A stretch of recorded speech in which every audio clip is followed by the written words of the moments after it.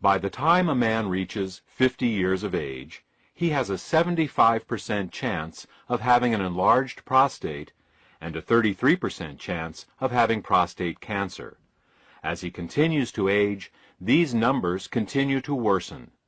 It's an accepted medical fact that if a man lives long enough, some kind of prostate problem is virtually guaranteed. Prostate problems are not, however, inevitable. There are 6 main causes of prostate problems. These are hormonal imbalances, cancer, zinc deficiency, cadmium toxicity, calcification, and infection. In this audio presentation, we will discuss each of these 6 problems in detail, and then for each problem, tell you which natural ingredients are most effective at addressing each particular problem. Should you want a product with all of the ingredients for each of the problems we are about to discuss, they are available in the Indosterol product. Now, let's begin with hormonal imbalances and cancer, as these 2 problems are intimately related. Up until his early 30s, a man produces more testosterone than estrogen. Yes, you heard right. Men produce estrogen. This is natural and is nothing to worry about. Men produce estrogen and women produce testosterone. The difference is that men make more testosterone than estrogen and women make more estrogen than testosterone. It is this predominance of one hormone over the other that is responsible not just for the differences between male and female bodies, but also the differences between male and female personalities. Unfortunately, as a man ages, he makes less and less testosterone and more estrogen until by age 34, a man makes more estrogen than testosterone. I call this a hormonal inversion. This process accelerates with age, so that by the time a man is 60, he makes twice as much estrogen as testosterone, and by age 90, 12 times as much. While somewhere in a man's 50s, this change is officially labeled as andropause, which is the male version of menopause, you can see that the process actually starts in a man's mid-30s. A hormonal inversion can show up in many ways. In the sports world, a man's performance begins to suffer. This is why you don't see many professional athletes at the top of their game past age 40. Muscle size and tone decreases, and fat begins to accumulate. This gives a man a softer, more feminine appearance. In the business world, a man may begin to lose his competitive edge. In relationships, he becomes more passive. In general, as the hormonal inversion begins to take hold, a man becomes more sensitive and less aggressive, more feminine. Regardless of how you feel about the effect of female hormones on your personality, the male body doesn't like it at all.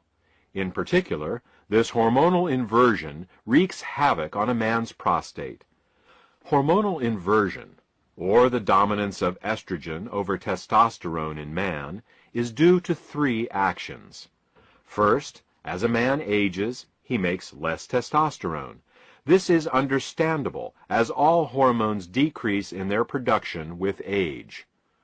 Second, some of his testosterone begins turning into dihydrotestosterone, or DHT for short. This happens courtesy of an enzyme called 5-alpha reductase, whose job it is to convert good testosterone into its evil counterpart, DHT. It's DHT that is the main cause of hair loss and prostate enlargement. Did you ever wonder why baldness is predominantly a male problem? It's because men make more testosterone than women and thus are at greater risk of having more testosterone that turns into DHT. The third cause of hormonal inversion is a bit more bizarre. It turns out that there is an enzyme in a man's body called aromatase, whose function it is to convert testosterone into estrogen, and not just any kind of estrogen, because there are actually 3 different types of estrogen. This aromatase enzyme turns testosterone into the most powerful of the 3 forms of estrogen, namely estradiol. Thus, as a man ages, he not only makes less testosterone, but what little testosterone he makes, his body then turns into DHT and the estrogen estradiol. Now, we already know the DHT causes hair loss and balding. What does estradiol estrogen cause? Aside from feminization of the body and personality, estradiol causes cancer, and most specifically, prostate cancer. So, just what are the odds of this happening to any given man? As we said in the introduction, in terms of prostate enlargement, by age 50, 75% of all men have an enlarged prostate, and by age 50, 33% have prostate cancer. Prostate cancer is the most common non-skin cancer in the United States, and the second leading cause of death from cancer among U.S. men, after lung cancer. As a man gets older, these numbers get much worse, and if a man lives long enough, prostate enlargement and cancer are virtually guaranteed. Medical treatments for an enlarged prostate and prostate cancer often leave men in diapers, unable ever to have sex again. So what do we as men need to do? We need to increase testosterone production, block the enzymes 5-alpha reductase and aromatase, and find some way of dealing with a prostate that has already become cancerous and enlarged. Alternative medicine has identified many natural ingredients that can help us do this, but the best of all of them are beta-sitosterol and ellagic acid. Beta-sitosterol suppresses both 5-alpha reductase and aromatase, so that takes care of DHT and estrogen. In terms of prostate cancer, animals treated with beta-sitosterol had 43% smaller tumors and had 1/2 the rate of metastases over untreated animals. Ellagic acid works by causing cancer cells to actually self-destruct. The technical term for this is apoptosis. Whenever a cell becomes cancerous, our DNA instructs it to self-destruct. This is one of the most powerful safeguards we have in preventing cancer. Unfortunately, some cancer cells manage to block this signal. These are the cells that go on to grow and form tumors. What ellagic acid does is to reinstate the self-destruct signal in these cancer cells. Ellagic acid does this for all cancers, but studies show that it is particularly effective at this for prostate and breast cancers. So, what should we do? Go out and buy some beta-sitosterol and... Well, first, you need a concentrated source of beta-sitosterol, and even the saw palmetto berry, the plant recognized as one of the best sources of beta-sitosterol, contains only 333 parts per million of beta-sitosterol. To get 1 gram of beta-sitosterol from saw palmetto, you would need to have over 6.5 pounds of saw palmetto berries. Furthermore, beta-sitosterol is very poorly absorbed orally. Less than 5% of what you take by mouth makes its way into the bloodstream, and then even less gets to the prostate itself. Thus, to absorb 1 gram of beta-sitosterol a day from saw palmetto berries, you would actually need to eat over 132 pounds of the berries a day. Ellagic acid is found in raspberries and pomegranates, but again, we have the same problem with absorption and concentration. Unless you have the digestive capacity of a 500-pound mountain gorilla, and you spent all day stuffing yourself with saw palmetto berries and raspberries, you would need to get a more concentrated source of beta-sitosterol and ellagic acid. So, the first 2 ingredients we chose to put in endosterol were concentrated forms of beta-sitosterol and ellagic acid. Okay, that takes care of the first 2 problems, hormonal inversions, and cancer. Let's move on to problem number 3. The third cause of prostate problems is zinc deficiency. A zinc deficiency not only causes the prostate to operate less effectively, it can also cause it to enlarge. Different organs in the body have different requirements for elements, and for the prostate, zinc is required. It may sound strange that some organs need more of one element than another, but you already know of the most common example. It's called goiter. While the younger generation may not be as familiar with this, the older generation will be. Goiter is an enlargement of the thyroid gland in the neck due to insufficient iodine in the diet. Iodine is a heavy element, and rain typically washes it out of mountainous soil into the rivers and eventually into the sea. People living near the oceans who eat fish get all the iodine they need, but people who live in the mountains often become iodine deficient and can develop goiter. Of course, this isn't seen much anymore in developed countries where iodine is added to table salt, but it demonstrates the point.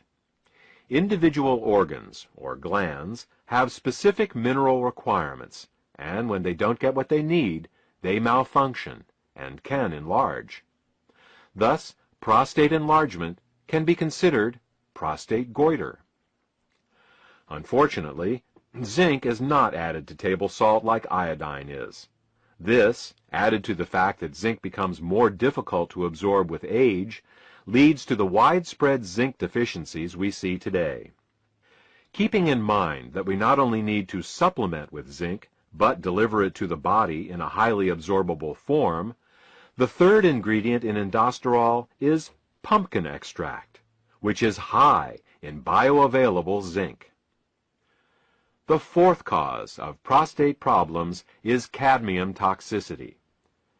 Cadmium toxicity is actually related to zinc deficiency in the sense that low zinc levels can cause cadmium toxicity. Cadmium is a toxic heavy metal, commonly found in soft drinks, seafood, cigarette smoke, plastics, water softeners, and other places. Cadmium can cause chronic fatigue, hair loss, high blood pressure, arthritis, impotence, and, of course, prostate problems. Cadmium owes its unique ability to damage the prostate to its similarity to the element zinc. Now, all beneficial elements have their toxic analogs, poisonous elements that the body mistakes for the beneficial ones. This is due to similarities in the atomic radius and electrical charge of certain elements. Thus, the body mistakes aluminum for magnesium, lead for calcium, mercury for selenium, and cadmium for zinc. Now, the prostate needs zinc to function, and it is often zinc deficient. So when it sees some toxic cadmium floating by in the bloodstream, it thinks, "Oh good, here's some zinc, I need that," and it gobbles it right up. In this manner, over time, cadmium accumulates and begins causing problems. If a man were to take supplemental zinc his whole life, it would offer some protection against cadmium absorption, but even so, some cadmium is bound to make it to the prostate. The only way to deal with cadmium is to remove it with a chelator. A chelator is an ingredient that has a very strong attraction to a particular element. If the attraction it has is stronger than the attraction the body has for that element, the chelator can pull that element out from the body. The safest and most effective cadmium chelator is called EDTA. EDTA is an amino acid that has a 50-year history of removing toxic metals like cadmium from the body. Once EDTA has attached itself to cadmium, the entire complex becomes water-soluble and will be eliminated harmlessly in the urine within a few hours. Thus, EDTA is the fourth ingredient in indosterol. The fifth cause of prostate problems is calcium deposits in the prostate. We've discussed cadmium, and we can agree that it is a toxic metal. But what about calcium? Isn't calcium vital for our health? Absolutely. Calcium keeps our bones and teeth healthy and has many important roles to play in our biochemistry. What is not commonly known is that as we age, calcium migrates from the bones and teeth, where it belongs, into the soft tissues and organs of the body. When calcium does this, it turns from a beneficial mineral into a pathological one. When calcium moves into the kidneys, we get kidney stones. When it deposits in the gallbladder, we get gallstones. When calcium migrates into the arteries, we get arteriosclerosis and atherosclerosis. When calcium gets into the joints, we get arthritis. And when calcium gets into the prostate, we get prostatic calculi, also known as prostate stones. In addition to being a gland, the prostate is also a small pump, and like any pump, it needs to be free of debris to function properly. As we age, these tiny prostate stones accumulate, reducing the prostate's health and functionality. Now, there are two ways to remove prostate stones. The first is a medical procedure that involves a catheterization. Ouch! The second is with EDTA, which goes in and pulls the calcium out, just like it removes the cadmium. Thus, EDTA serves double duty, supporting both the removal of toxic cadmium and also calcium stones.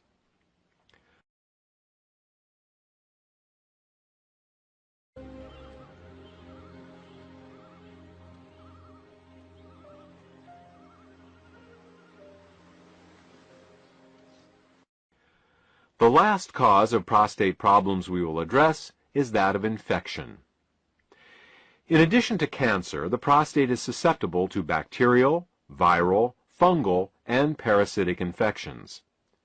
You will recall that ellagic acid is the ingredient used in indosterol to decrease cancer risk, but it does much more than that.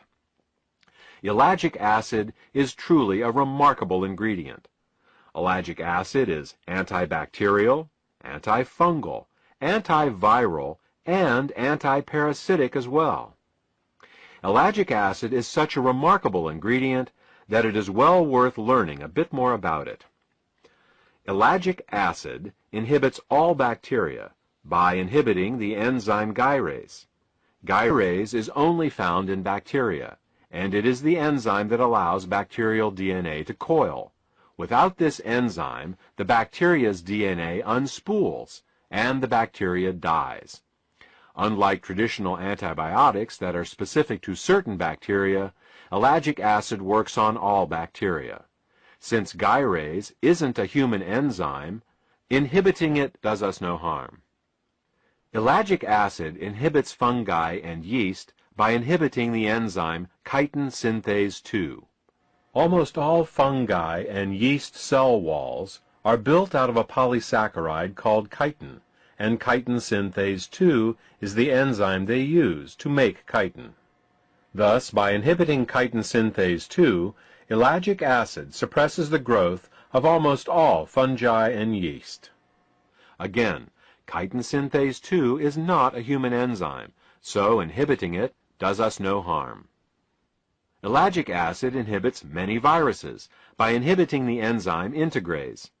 Integrase is an enzyme that many viruses need to enter a cell. As you know, viruses cannot reproduce without entering a cell, so by inhibiting this enzyme, many viruses can be inhibited. Again, integrase is not a human enzyme, and its inhibition does us no harm. Finally, ellagic acid inhibits parasites, but the mechanism of how this happens is not yet fully understood. While many people believe parasitic infections to be limited to third world countries, many people harbor millions of intestinal parasites their whole lives without ever knowing it. Thus, in addition to the effects of ellagic acid on prostate cancer, ellagic acid also deals with the infective aspect of prostate disorders. Ellagic acid is also an ingredient in indosterol. We have now discussed the 6 main causes of prostate problems: hormonal imbalances, cancer, zinc deficiency, cadmium toxicity, calcification, and infection. We have also discussed the ingredients best suited to deal with these problems, namely beta-sitosterol, ellagic acid, pumpkin extract, and EDTA. The last question to be answered is, in what form should these ingredients best be administered? The answer is, as a suppository. Suppository administration was chosen as the delivery mechanism for indosterol for two reasons. Firstly, rectal absorption is recognized as being some 20 times greater than oral absorption. Secondly, and more importantly, has to do with the location of the prostate. When a suppository is inserted into the body, it rests some mere inches away from the prostate itself. It is this ability of a suppository to deliver ingredients directly to the prostate that makes it the optimal method of administration. Congratulations! You've now completed a crash course on prostate health. You know the 6 main causes of prostate problems, as well as what ingredients can be taken, both preventatively and therapeutically. For more information on indosterol, a product that combines all the ingredients we've talked about, contact the healthcare provider who gave you this presentation. Let's start with inflammation. As we get older, chronic aches and pains can begin to accumulate in the body. Inflammation is an important part of the healing process, but the chronic, unresolved inflammation associated with aging is definitely not beneficial. Chronic inflammation has also been associated with disease conditions, ranging from Alzheimer's and MS to heart disease and strokes. Clearly, inflammation is a problem that needs a solution. Unfortunately, many of the anti-inflammatory drugs used in the past have had disastrous side effects that have only shown up years later after their initial introduction. This is because pharmaceutical drugs work by overriding the body's natural biochemical pathways. All the pathways in the body are interconnected, and by manipulating one, you always inadvertently apply pressure to others. You can do this in the short run, but over time, it can cause problems. Current examples of this include the terrible side effects found with Vioxx and Celebrex, including increased risk of heart attacks, strokes, and blood clots. The only way we can be sure of avoiding unforeseen side effects is to work with nature, not against it.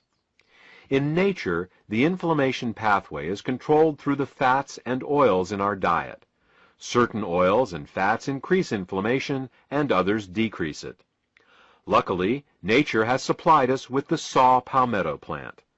Saw palmetto oil works by inhibiting the same lipoxygenase and cyclooxygenase inflammation pathways that the pharmaceutical drugs do, but it does so in a manner that nature intended and is familiar with, that is, through dietary oils. Let's move on to circulation problems. In dealing with circulatory problems, there are two main issues to address, and they are blood viscosity and plaque. Blood viscosity refers to how thick the blood is, how prone it is to forming clots. We need our blood to clot to prevent us from bleeding to death from injuries. But when the blood becomes too thick, clots begin to form inside the body in the arteries and in the veins. These clots can decrease the flow of blood, leading to fatigue if they are small, and strokes and heart attacks if they are large. Fortunately, saw palmetto in general, and beta-sitosterol in particular, both inhibit platelet aggregation, which is what causes the blood to clot. Let's look at the second issue raised, that of plaque. Plaque are the blockages that grow inside the arteries, obstructing blood flow. Scientific studies have shown that beta-sitosterol supports the removal of fat directly out of arterial plaque. Many people think that all they need to do to take care of their circulation is to keep their cholesterol low. The truth is, it isn't the fat in the bloodstream that causes the problem, but rather the fat in the plaque itself. While lowering cholesterol may look good on a blood test, the real key is lowering the fat in the plaque and keeping the blood thin. Still, if a good blood test is important to you, you will be happy to hear that beta-sitosterol has also been clinically shown to support the lowering of LDL cholesterol and triglycerides. Immune function is the second issue we will address in this chapter. While most people believe that a stronger immune system is a better immune system, the truth is that what we really want is a strong and balanced immune system. A person suffering from allergies has a strong but unbalanced immune system. A person suffering from an autoimmune disease also has a strong but unbalanced immune system. To understand the concept of immune balance, we will compare the immune system of a person to the internal and external security of a ritzy nightclub. In a nightclub, there are doormen and bouncers. The job of the doormen is to make sure that only the right sorts of people are allowed in. The job of the bouncers is to wander around inside the nightclub and toss out anyone that starts causing trouble. In order for the nightclub to operate successfully, there needs to be a balance between the doormen and the bouncers to keep the nightclub running smoothly. On the other hand, if the doormen are too aggressive and the bouncers are too passive, or vice versa, the nightclub will have problems. Let's look at the first scenario: overly aggressive doormen and passive bouncers. With overly aggressive doormen, perfectly good clients will be denied entry to the club. With passive bouncers, anyone who does get in and then causes a problem won't be removed. This type of immune imbalance is paralleled by a person with continual allergies and colds. The overly aggressive doormen reacting to clients that aren't a problem is analogous to a person allergic to things like cat hair or ragweed, things that pose no real threat to their health. The passive bouncers, letting clients get drunk and cause problems inside the nightclub, are analogous to a weak immune system, low on natural killer cells, unable to get rid of infections and cancer cells. Now, let's look at the second scenario: passive doormen and overly aggressive bouncers. With passive doormen, anyone can get into the club. With overly aggressive bouncers, peaceful and valuable clients are tossed out, and the fights between the bouncers and normal folk just there to have a nice time are always breaking out. This type of immune imbalance is paralleled by a person with an autoimmune problem. The overly aggressive bouncers fighting with peaceful patrons that aren't doing anything wrong is analogous to a person whose immune system is attacking their own body's tissues, such as rheumatoid arthritis, lupus, or MS. You can see now that before we attempt to strengthen an immune system, we should first balance it. Sometimes strengthening an immune system only makes matters worse by increasing allergic and autoimmune responses. Fortunately, beta-sitosterol has the unique ability of being able to balance the immune system, the doormen and the bouncers, so to speak. For those of you who are more scientifically minded, beta-sitosterol has an adaptogenic effect on Th1 and Th2 ratios. It is this ability of beta-sitosterol to balance the immune system that gives it the seemingly magical ability to support such a wide range of immune disorders. The last issue we will address is that of female health. Based on everything we have discussed in the first part of this presentation regarding the prostate, it may come as a surprise to learn that the ingredients in indosterol are also beneficial for supporting female health.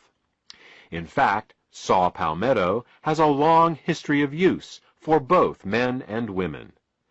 It has been used as a reproductive tonic for women, increasing libido, fertility, and increasing milk flow in nursing mothers. It has also been prescribed to relieve painful periods, to regulate the menstrual cycle, and for pelvic inflammatory conditions, including salpingitis and ovarian pain. It has even been used to increase the weight of the uterus in postmenopausal women. Saw palmetto also has an affinity for the urinary system and has been taken to relieve urinary infections and fluid retention. This brings us to the end of this presentation. We started talking about a product for the prostate, continued with circulation, inflammation, and immune disorders, and ended discussing women's health. That's one of the nice things about working with natural ingredients. Instead of getting unexpected side effects, you get unexpected side benefits. You start working on helping one problem, and you end up helping lots of problems that you didn't even know were related. I hope this information has been helpful to you. If you have any questions about how aldosterol can support your health, condoms are very sturdy. They have to be. All day long, they have to burn up fats and detoxify poisons. But they have a specific weakness, an Achilles heel, if you will, and that is phthalates. Phthalates are the chemicals that are added to plastics to make them more flexible. Phthalates give us products like styrofoam cups, Ziploc bags, Tupperware containers, plastic-wrapped foods, plastic-lined milk and juice cartons, and, of course, plastic water bottles. Plastic water bottles can be the worst offenders, because the more pure the water, the more phthalates will leach into it from the plastic bottle. It's a cruel irony that health-conscious people who drink bottled water are actually taking in more toxins from their plastic water bottles than they would get from drinking unfiltered city tap water.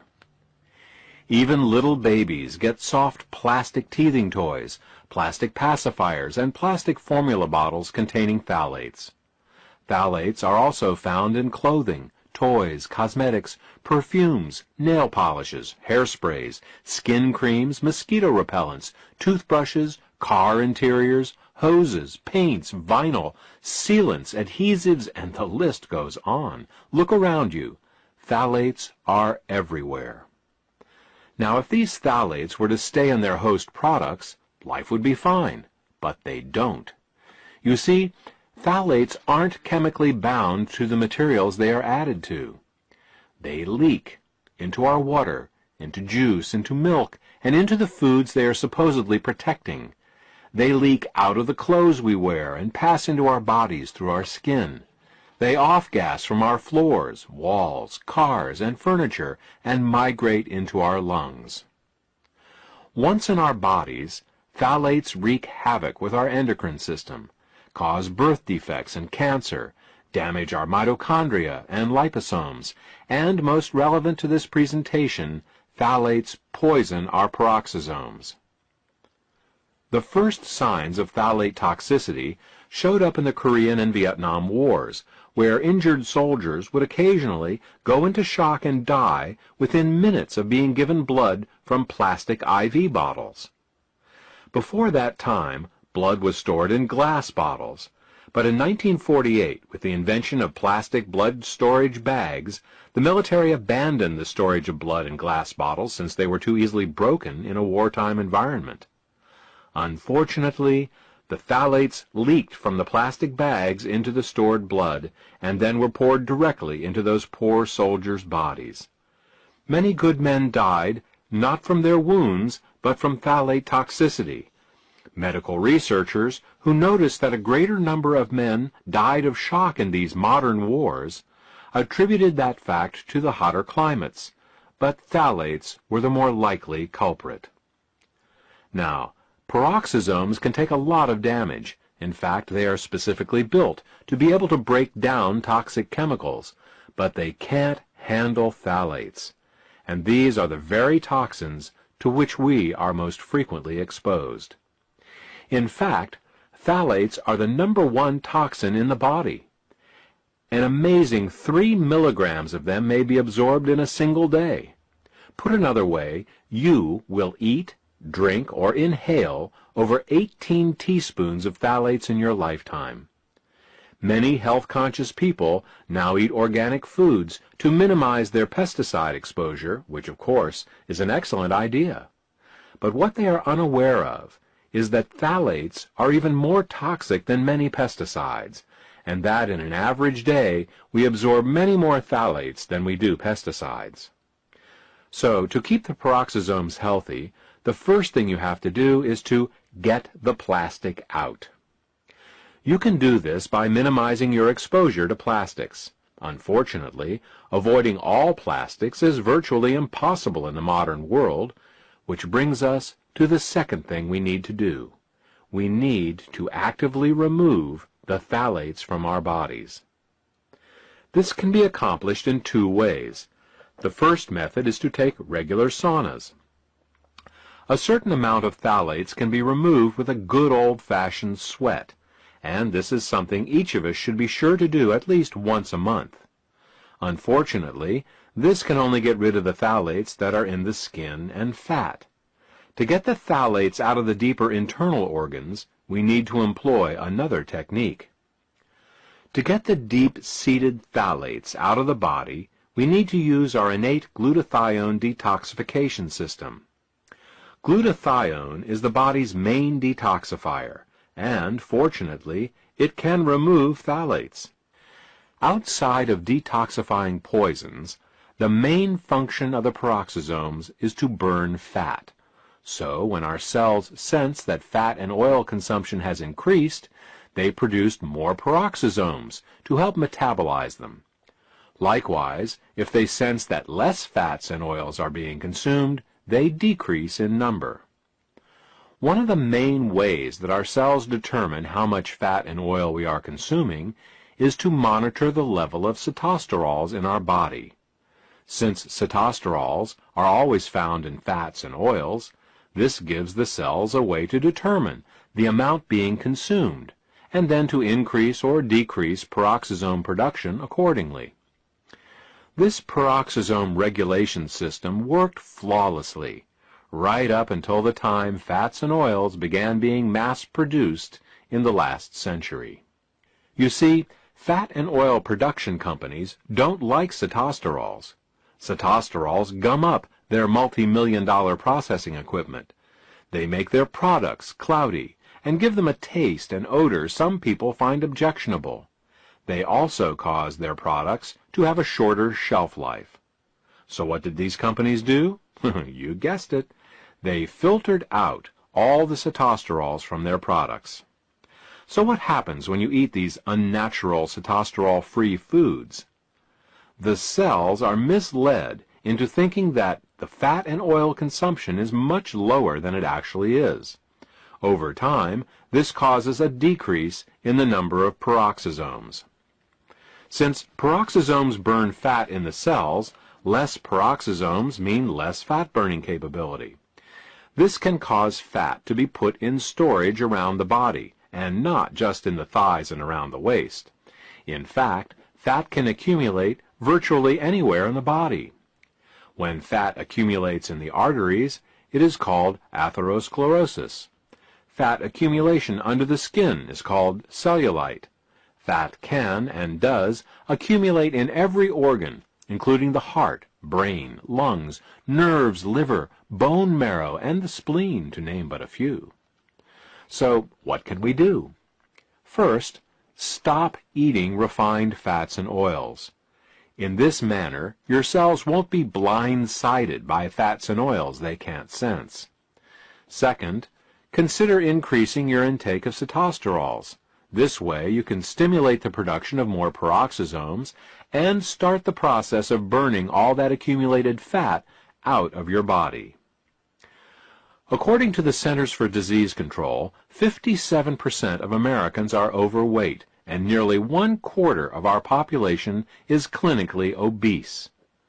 Detoxification, diet, exercise, and peroxisomes.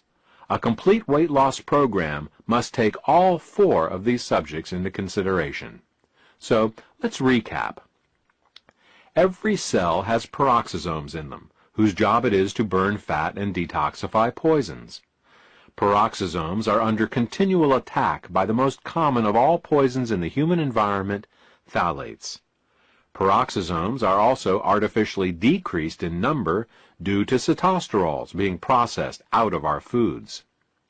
The decreased number of peroxisomes in our cells can lead to fat deposition in all the organs of our bodies, as well as an accumulation of many chemical toxins that the peroxisomes would otherwise neutralize.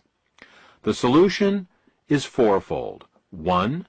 To avoid phthalates whenever possible. 2. To break into a good sweat at least once a month to sweat out some of the phthalates. 3.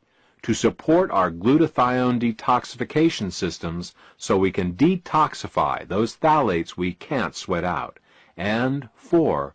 To increase our cetosterol intake so as to stimulate